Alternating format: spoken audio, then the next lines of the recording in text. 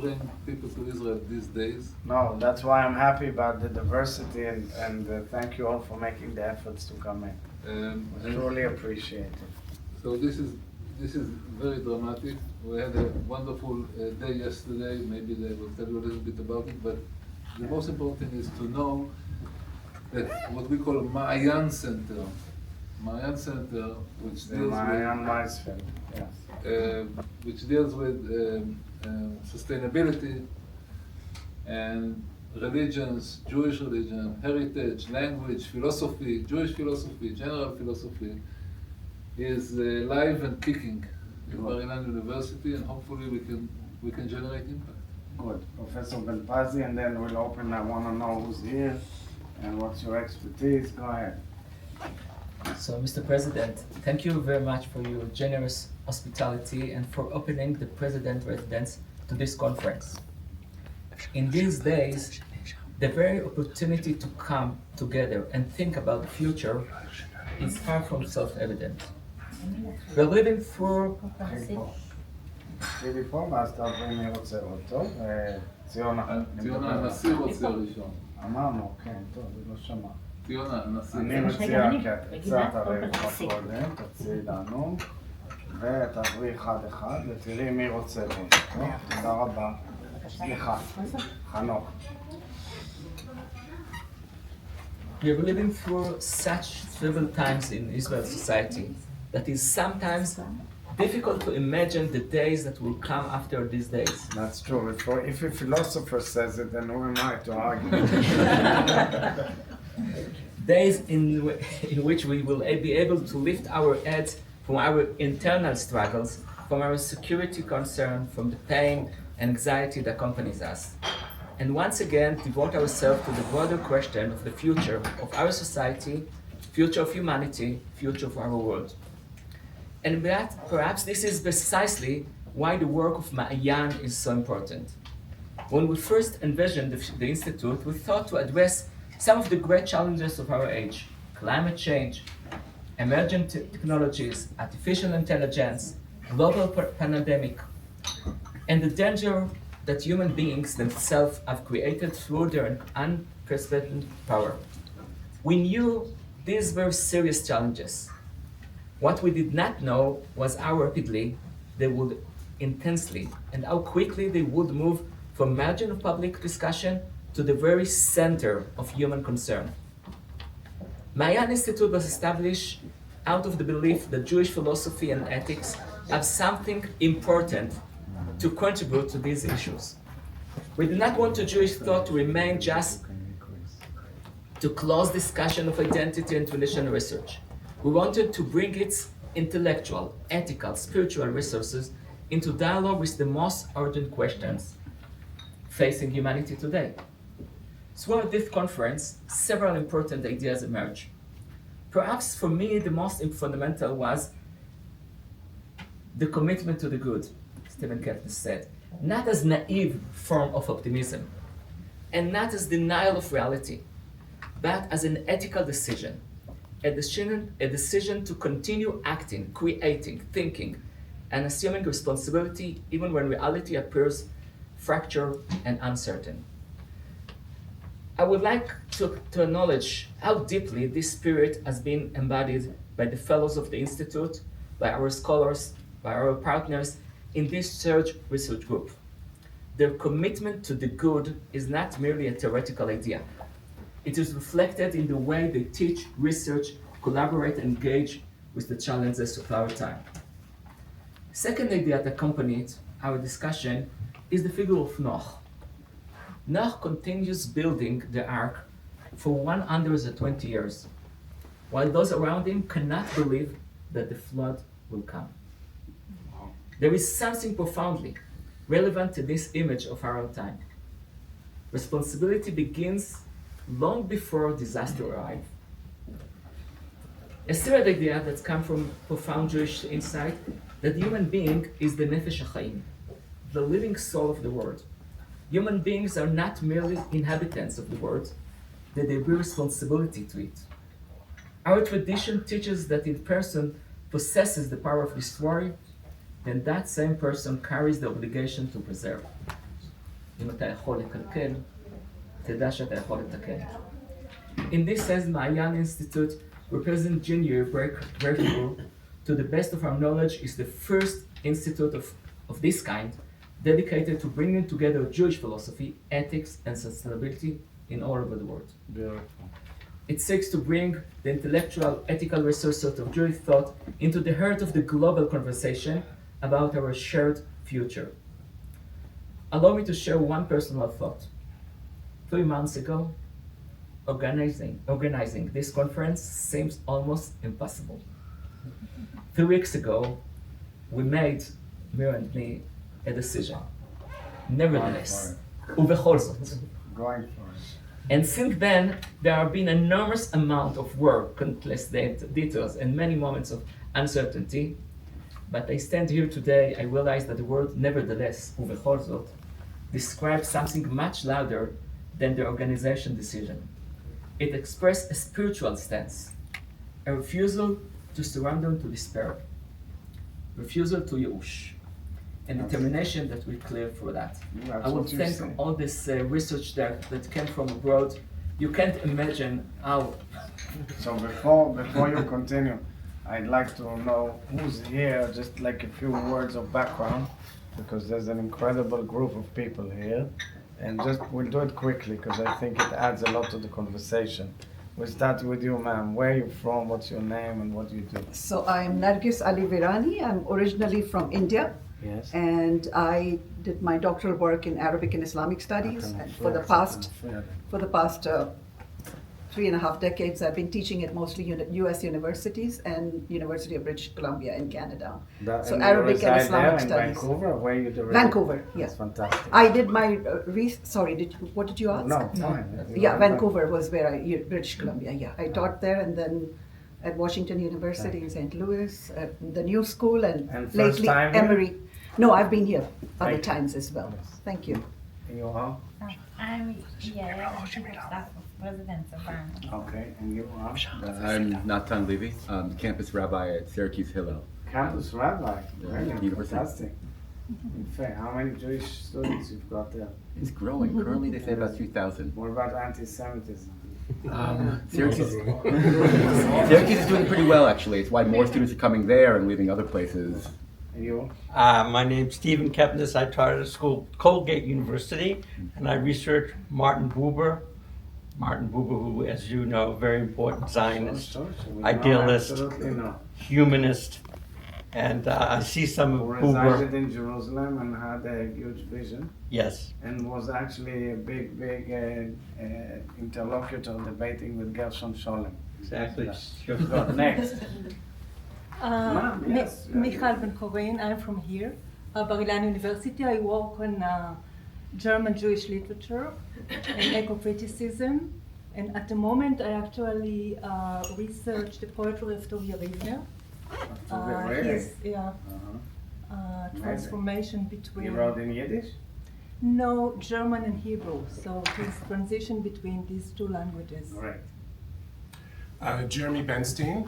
I'm from here. I'm a proud fellow of Machon Maayan, and I'm also one of the founders and senior staff of the Heschel Center for Sustainability, which you're familiar with through the Forum on Clean. Thank you. Terrific. Nadav Berkovits, past fellow of the wonderful Maayan Institute, School of Jewish Philosophy. Great. Yehudah Mirsky. You wrote about Martin Buber. I wrote about Rav Kook. Rav Kook. I read your book. Oh, yes, I recall. Very honored I by read that. the book, the Yale University. Yes, and also, among other things, I researched your grandfather as part of this idea of religious humanism. I hope you write that in next the, book. in the 20th century. You let me know. I live here on Derech Hebron, but I'm also a professor at Brandeis University. So let's fix a couple more things about your next book. תודה רבה, יהודה. Please, yes, the young fellow. Yeah, no, madam, yes. Me? Okay, I'm Gila Mati. I'm originally from Italy, Yeah, but I made Aliyah 12 years ago, and I was a fellow last year at the Maayan Center, yes. and now I'm a postdoctoral fellow at Hebrew University. What's your doctorate thesis on? On Rav Kook and Lebens's philosophy of life of Bergson. Wow, complicated. Okay, I read Dov Schwartz's books on Rav Kook. I don't know if you guys agree or not, but You will read my book at some point. Itai Ben Yoram. I'm also from here, from Bar-Ilan. I'm just finishing my BA in Judaic Studies and Jewish Philosophy, and also secretary at Maayan. our friend from Morocco, welcome. Mr. President, thank you so much for your generosity. My name is Faisal Marjani. I'm political science background, and I am the head of Morocco Existence Organization, who work to fighting anti-Semitism and promote relationship between Morocco and Israel, and especially protect the heritage, Jewish heritage in Morocco. Where are you based? Where do you live? In Rabat. Rabat, thank you. Yes. I am Catherine Chalier. I am a professor emeritus from Natan University. I live in Paris, and I have written a number of books on Jewish philosophy and especially Levinas. Emmanuel Levinas, now his books in Hebrew became a star. I thought you were connected to Levinas. Tamra Wright, students through her books of Catherine Chalier, specialist in Emmanuel Levinas, and also I teach faith-based leaders how to develop radical resilience. And where? In London. Actually, there's a lot to get, a lot of stuff here to get on resilience of spiritual leaders. Yeah, I live part of the year in London and part of the year in Catalan. Kol hakavod. Yes, Right makes me here. very happy. Right here, please. My name is Francesca Gorgoni. I'm Italian in origin, but I made Aliyah 10 years ago. And I'm a specialist in Jewish medieval philosophy and Jewish philosophy in the Renaissance, so humanism and the overlapping between the beginning of Jewish philosophy in the Islamic countries and then in the Christendom. What's your expertise on medieval Jewish philosophy? One person. All the movement of translation, the reception of the ancient thought, Aristotle, Plato, and the movement of translation from Arabic into Hebrew and the and also Judeo-Arabic, of course. Maimonides, for example. Yes, sure. Shifted, please. Avner Dinur from Sderot, fellow from Maayan Center, and working on also Emmanuel Levinas, but also Hans Jonas. And when the works of Hans Jonas. The fact that you're from Sderot is the best example of resilience, by the way. No, truly. When you think about it, you see it in front of your eyes. The whole city is becoming the most successful city in the country. Just another example. I know you. When you live there, it's not like that. Yeah. So it's going to be an 80,000 people city. Okay, so, you want to go first? Yeah, go ahead. I'm so sorry for being late. I missed. You're not sorry. All is well. Traffic. Yeah. I'm Dr. Shira Vardi. I'm a fellow at the Maayan Center. Yes, and I live in the most secular kibbutz in Israel, in Nir David, and then I study religious secular relationships within kibbutz, a parallel between Eruv, and the kibbutz, which I claim are similar concepts. Actually, really interesting. Yeah. I think the Eruv gives us the whole basis for collectivism. I wish it would be. That's a philosophical answer. Yeah. Go ahead. Thank you. I'm Lori Zoloff. I teach at the University of Chicago, where I teach both in the medical school. I teach bioethics, and I teach in the divinity school, where I teach Jewish thought. And my one of the jobs of a professor these days on an American campus is also to defend Israel all the time. Bless so you. we're busy Thank doing that you. too. God bless you. And keep on fighting with full strength. It's such an honor and pleasure to be here. It's a pleasure. And by the way, I'm hosting Jewish faculty from all over the world all the time. So please feel free to bring a delegation. Next. Go ahead. I'm Rachel Rector. I'm a doctoral fellow at the Maayan Institute. I'm writing my PhD in the Department of Jewish Thought at Bar-Ilan University about the phenomenology of water in the Jewish mystical imagination. So you go to the mikveh and stuff like that? No, it's all part of it, purification, spiritualism. I look at this aspect and also the more ecological aspects of water and how they affect our imagination. Very good, beautiful. And Miriam? Baharier. I'm a doctor in planetary science and astrobiology. I look at extreme environments like the North Pole and stuff like that to see where we could go and find life on Mars. I specialize in Mars. But this year I'm doing a fellowship with Maayan, and I'm looking for more of the ethical questions of finding life on other planets and actually us as humanity going beyond Earth and thinking what are the ethics that are on other planets as well, through Jewish lens, of course. Where are you from originally? I'm a mutt. I'm originally from Tel Aviv, but my parents are from abroad, and my studies are all over. I actually worked for a while in the Northern Ireland Parliament. I detect an Irish problem. I just wanted to add, they're very proud of you. They all mentioned you, and they're all in the Parliament saying they're very proud of you. We're from there. But honestly, space and the outer space is the future of humanity, undoubtedly. I meet pupils every week and I speak to them about it. And I even had a group of astronauts who lived in the Ramon crater because it's the only place that really symbolizes planet Mars. I don't know if you know about this project. Yeah. So, Professor Feldman. I like it. You're a Brit. Yes. Yes. How could you guess? Shtetl. Yeah. Yeah, of course. And I'm from Ireland, like Irish. Really? Yeah, a lot of the family came from Ireland Right. to London. That's like the Okay. origins of a lot of the community. Academic director of the Maayan Center. It's a real honor to be here, and working on a book called The Burning Bush in Contemporary Jewish Ethics and Philosophy. Great. So first of all, it's wonderful to have all of you here. Professor Ben-Pazin, Professor and Professor Saban are dear friends, and I'm a big fan of the university. But I'll say where I come into this discussion. Why was I very happy to have you here? Because I believe that we live now in this era in huge questions about existence, about life and death, about the future of our planet, about violence. I mean, what gives me strength, resilience, and comfort, because I have a multi-generational perspective on life, is that I know that my previous generations saw things which are much, much worse.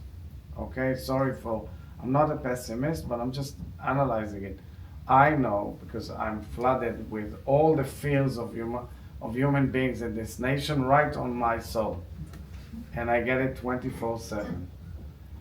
But I always tell them, my grandfather saw the Holocaust as the guy was equivalent to the Pope. He was the chief rabbi, was the only formal high official in Islam. And he saw the Holocaust, and he went to rescue Jewish children from monasteries after the war. And he saw the horrors of, in numbers that are unimaginable. And then saw the establishment of this beautiful country. And my father the same. He entered Bergen-Belsen as a British officer. So nothing, can be comparable to those days. And for me, it gives me perspective, because I see a resilient nation and a very strong nation and amazing people and beautiful nation, and yet huge amount of problems, challenges, agony, and pain on a daily basis. And when you meet people like you, who have a longer perspective, especially when you deal with the issue also of climate, which is undoubtedly the challenge of humanity, and unfortunately leaders around the world in certain countries tend to ignore it. It gives you another perspective, because you see how small human beings are. My grandfather wrote a book about the sukkah, saying it's an example of how small human beings are and how great they are. And I believe that that's what you're dealing with as people of thought and thinking, and who are challenged. You mentioned anti-Semitism on campus. You may be all alone there in this island called Chicago campus, right? Because none of us come to your rescue. No. What I'm saying, each one is challenged. Our nation is challenged. And on the other hand, when you are all here, you see the incredible zestfulness for life of this nation. And wonderful examples of good people doing good, really doing good, which is a very good line in my mind, to encourage people to simply do good. If you were here 24 hours ago, you would meet 300 nurses from hospitals who I honored, and the diversity that was there and the love of life of people was amazing. And I said to everybody, I wish the world could send all their TV cameras to see this as an example of this nation. But on the other hand, you're faced with evil people, with a lot of violence, a lot of post-trauma, a lot of intertwined post-trauma with violence, huge political divisiveness. So I know you're not prophets, and I know that, but because you're philosophers, you can analyze it from the fountains of your readings that I can't read because I don't have time. I wish I could do that. So if there's any good point to raise in this discussion, now is the time. Please. Professor Ben-Pazi, if you have, you can lead the discussion. Don't, please. Go ahead. Don't be shy. Professor Zola. Yeah, Zola, you start. My grandmother chose that name because she liked Emile Zola, because he defended Dreyfus. That's It's a made up amazing. name. See? You didn't know this? Really? Yeah, it's a Wow. real name. Yeah, she See? made it up. So- Now things come out. Yeah. I've known him for 30 years. So I know we aim to the good. But in so doing, I'm thinking of Maimonides and thinking of that return into medieval philosophy. It was about the recovery of virtue, a virtue theory, as opposed to the instrumental theories of British philosophy. So the core virtue theory that we recover in Maimonides. So these are times of uncertainty, extraordinary uncertainty. I do research on bioethics and technology, philosophy and technology. Just finished thinking about molecular biology and malaria, and wrote a book about that. And of course, Israel's the hero of that story. But I also am writing now about AI. Me and the Pope are doing AI. And so what's interesting about that is that we don't know that future. We can't know that future. And it's even hard to decide what is the good act and what makes it so in that future. Even though we want to be like Buber, we want to go for the good. We know our moral agency is important. But what we also know is it's against a horizon of extraordinary uncertainty. And faced with that, what philosophy can do is not make a calculation. It can only return, I think, to the virtue theory. The virtue that we need now, I spoke of it yesterday, was courage, but we also need fidelity. So the virtue of fidelity is critically important in medieval philosophy. And the recovery of fidelity as a virtue for us is going to be tremendously important. So Stephen Kipnis and I have talked about this, like we are with Israel, despite anything, nevertheless, because of the virtue of fidelity, because of the promise we make about our commitment to the people of Israel. And that organizes our thought. I think also, seeing you and being in Israel and being a scholar of Martin Buber. Who was naive, by the way. He was naive, He was a very naive man. Yeah. But fits scholars even of if you this look to the Declaration of Independence of Israel, it was very idealistic and humanistic.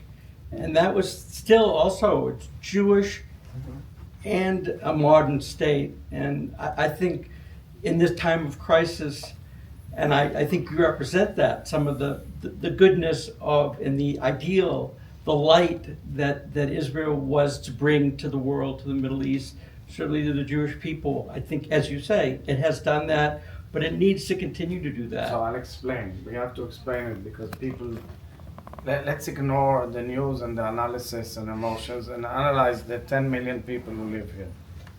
Because that's my big debate with all polars of our society. First of all, we are a nation in evolution. We're an evolutionized nation. It's not the same nation that founded this country. Same like America, by the way. Yes. It's a natural phenomenon. By the way, you have 8 billion human beings. That's part of the crisis.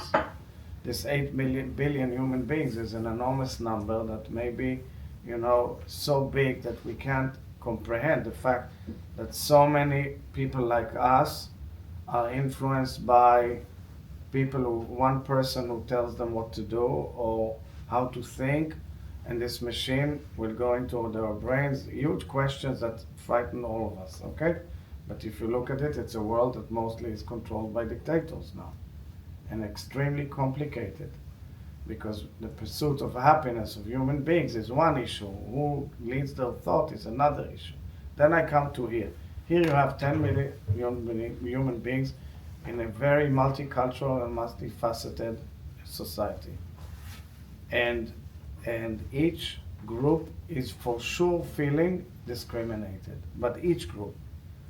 Part of the problem is that there's no one group that feels as homogeneous. On the contrary, they're losing.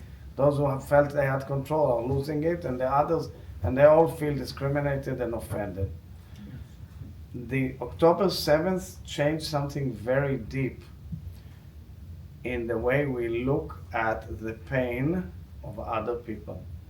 It's a problem because we send our boys, our girls to fight to defend ourselves, and it's extremely difficult to attend to other people's pains. Yes. And that is the dilemma here. You want to be perfect. Last night the Supreme Court made the decision that the Red Cross should visit the Nukhbas. Okay? In the past it would have been seemed natural. In today it looks as if so strange. Why? Because these are the Nazis. Complicated philosophical debate. The question of how human you can be is all the time crashes into a wall of saying, but wait a minute, why? Who are, why? And these are huge questions that baffle our lives and will be at the core of our elections. We're in elections too, that adds to it a lot of fuel. So what I'm saying is that when you speak about Israel as a beacon to the world, it is in so many fields a beacon unto the world. And the fact is that people don't understand its place in the world, its uniqueness in the region, the fact that it's 10 minutes from here, 15 minutes you have a king of Jordan, and after that you've got Iran. But having said that, the way we debate of how far we should adopt the Martin Buberism is extremely complex. Yes. Very difficult for people. They don't know how to comprehend it.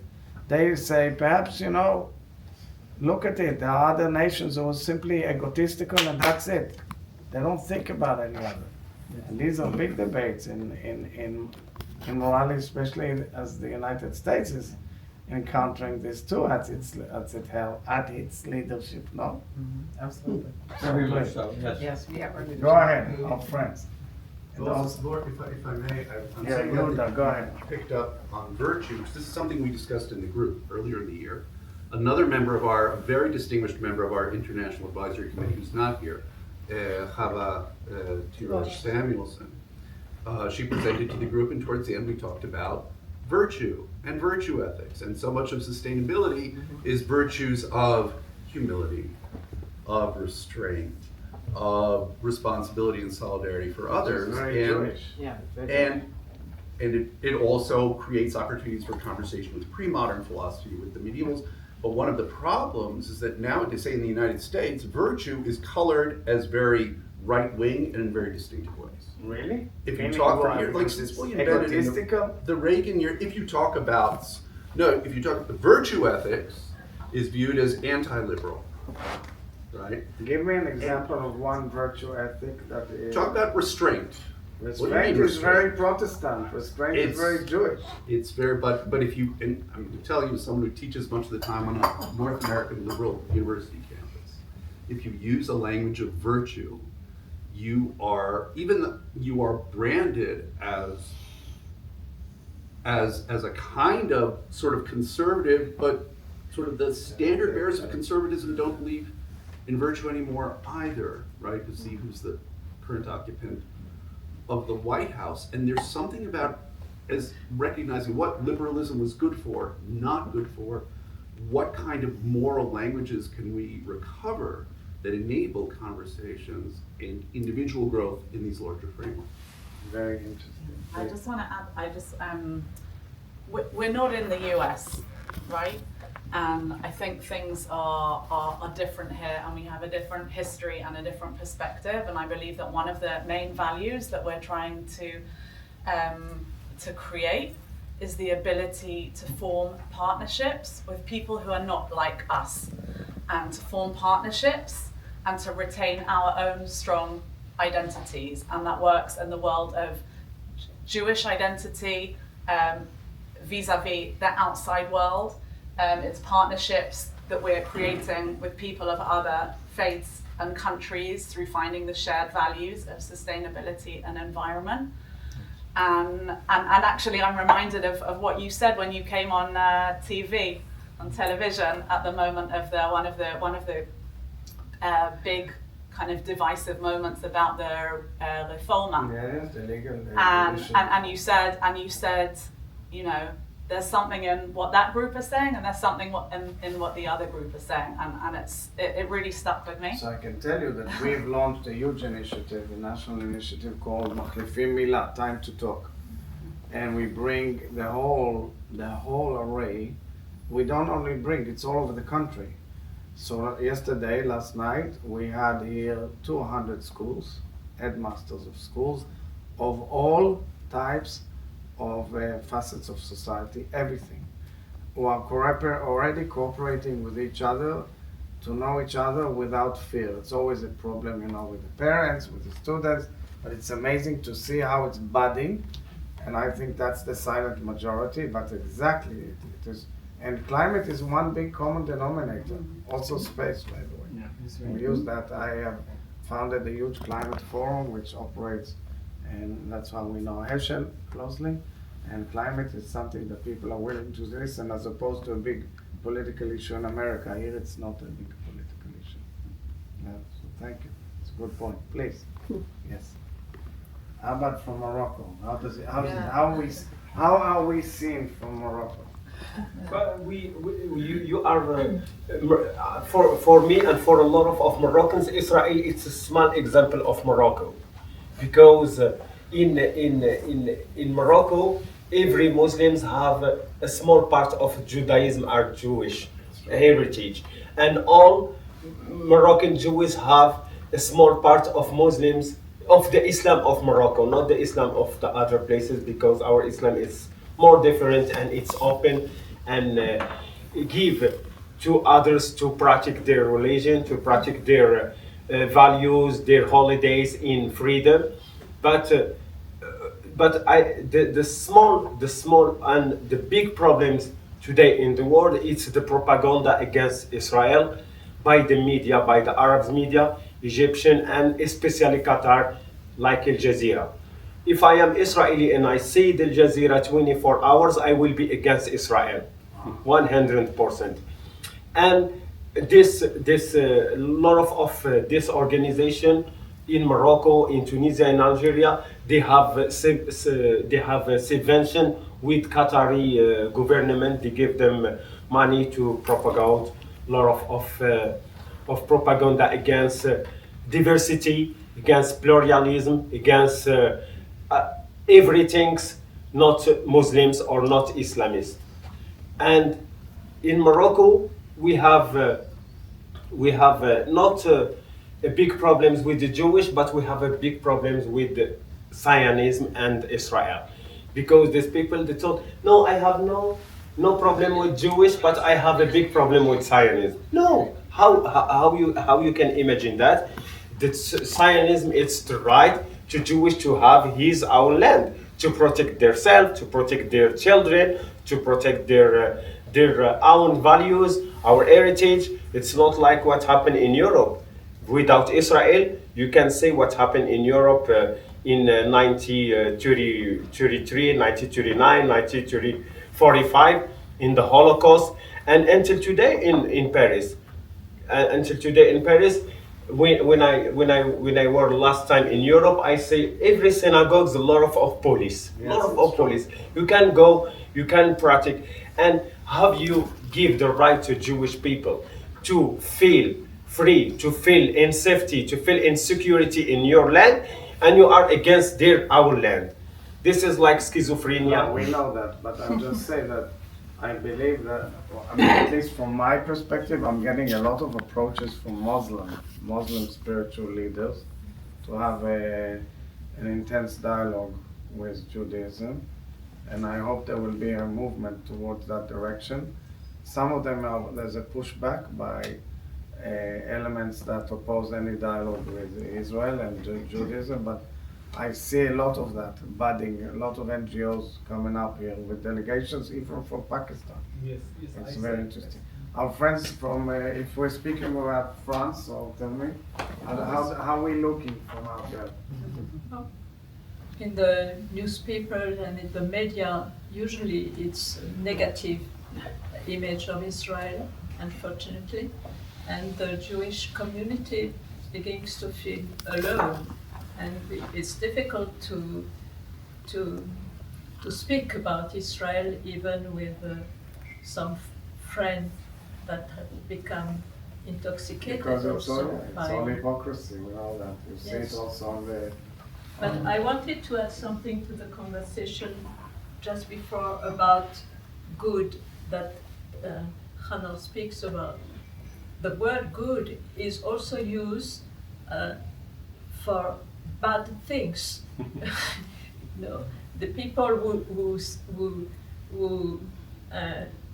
kill and so on. They think it's good. They think it's for the Yes. good of the future. Very good point. So you should be careful with the use of the word. It's a very good point, because the good is a very subjective term, right? That's what you're saying. It's true. Each word. Yes. Any one of our Italian friends wants to add? Yes, no. In this sense, language can be always read in different directions. Yes, I completely agree with this.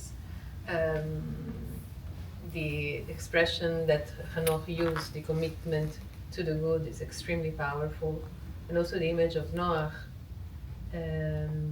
It's precisely perhaps what we are experiencing today. I think that from the perspective of the medieval and the Renaissance philosophy, you mentioned Chava Tirosh, she's a perfect example of this. How, for example, I'm always wondering in these last 3 years of difficulties, I'm always thinking about those Jewish intellectuals who thought about, who had a political experience and who worked and wrote about Jewish politics, Jewish ethics in the medieval times, in the Renaissance times, in contact with the humanistic culture and the Latin environment where they were in Italy, especially in Italy. Italy had a wonderful ethical and political Jewish it represents environment, yes. Yeah, sure, huge. And it's a pity that all this is not part of our heritage today, which I think that could open to more perspectives. But give me an example of who? The Ramchal, who would you? Who are they not teaching? Pardon? An example, Yochanan Alemano was one. Was also the teacher of Hebrew language and Kabbalah to Pico della Mirandola, deeply connected to this. So let's see, coming out with a book somewhere. Yeah, no, yes, yeah. She is the first professor now in Latin Jewish philosophy. I didn't know there was Latin Jewish philosophy. Oh, I thought it was all in Hebrew, printed in Genoa, Livorno, and stuff like that. Yes, most of these thinkers wrote in Hebrew language, also in Judeo-Italian. Fantastic. The Hebrew, There's Italian language in Hebrew. There's a huge congregation right behind the president's home, which is all Italian. All your friends from Italy.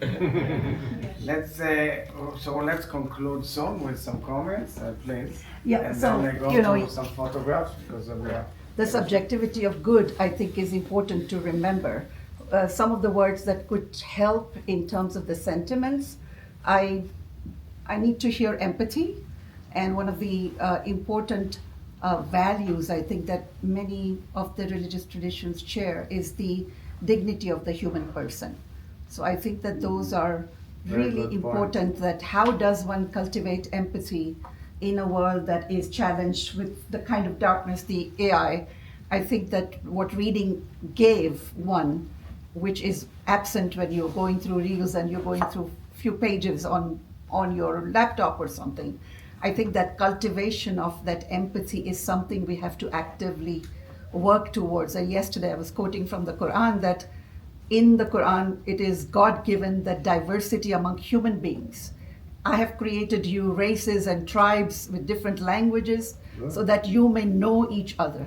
So I think that the mutuality of knowing, the mutuality allows for the kind of empathy and retaining of the dignity of the other. But when you dehumanize, then I think that it ultimately affects your own soul.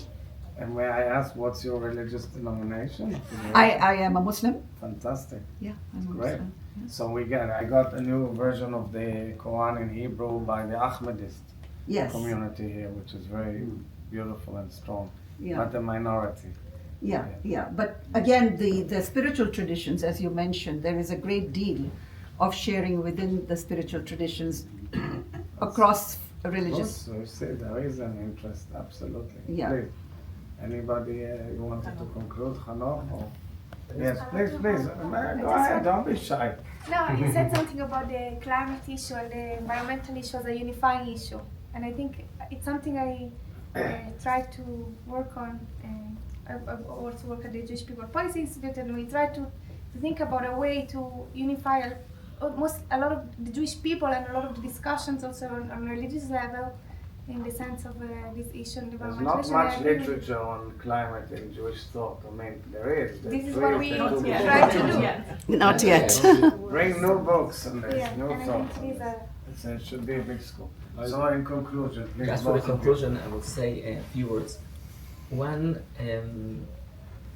we count now almost 10,000 days from October 7th. 1,000 ayamim. 1,000. 1,000. 1,000. I'm sorry. 1,000 days from October 7th. It's a big crisis for all of us. The uncertainty, the fear, everything. Crisis could be opportunity, but we used to miss the opportunity. The global opportunity of the COVID was missed to make a new destiny. Because there's the world is diverse. Too many people thinking too many different thoughts. No, but we could make a covenant, a global covenant. Climate change, AI is something that is global crisis, but it could be opportunity. We have to prepare ourselves to the next opportunity to deal with that, to do something new. Good. And in this group that you can see from here, great scholar, great thinkers, that can be about to be in group, to think together, to make a partnership with different culture, different opinion, and it's kind of a laboratory for something new. And for me, this is not only great fellows that you see, and great scholars that came here, is the partnership that we can try to make here. And this is the way to deal with our most important challenges. Professor Saban, and then we'll go take pictures and time then. For sure, sustainability is something that will be with us for a long time. You know, AI is critical over here as part of the sustainability. But I want to take this opportunity and invite you on a long term, when you finish your position over here, to join the center. I don't rule it out. But before that, to utilize the knowledge, the things that come out of it, and